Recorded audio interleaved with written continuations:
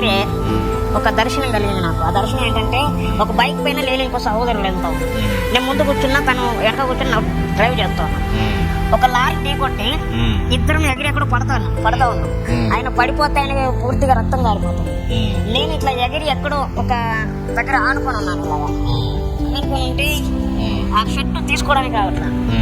అట్లా ఉన్నప్పుడు నా ముఖం అంతా తడిపారిపోతుంది. పైన ఏమో పడతా ఉన్నాయి వర్షం లాగా. ఆ వర్షం లాగా పడతా ఉంటే అందులో ఒక వెలుగు. ఆ వెలుగు వచ్చి ఆ వెలుగులో చూస్తే నా ముఖం అంతా రక్తంతో నిండిపోయింది. పైనుండి రక్తం దారులు పడతా ఉన్నాయి. ఏంటి దాన్ని ఆలోచిస్తే ఆ వెలుగులో నుండి మాట, నేను నీకోసం ప్రాణం పెట్టా కదా, నా పన్ను చేయలేవా అని. అప్పుడు నాకు సిలువ కనబడింది. యేసుప్రభు ఏ రూపంలో అయితే సిలువని ఎక్కడ, ఆ రూపం నాకు కనబడింది. సిలువ దర్శనం చూపించాడు మీకు? ఖచ్చితంగా నాకు చూపించాడు. నువ్వు నా సేవకుడు అన్నాడు. నేనే ఏర్పరచుకున్నాను. క్లియర్గా అక్కడ చెప్తాడు.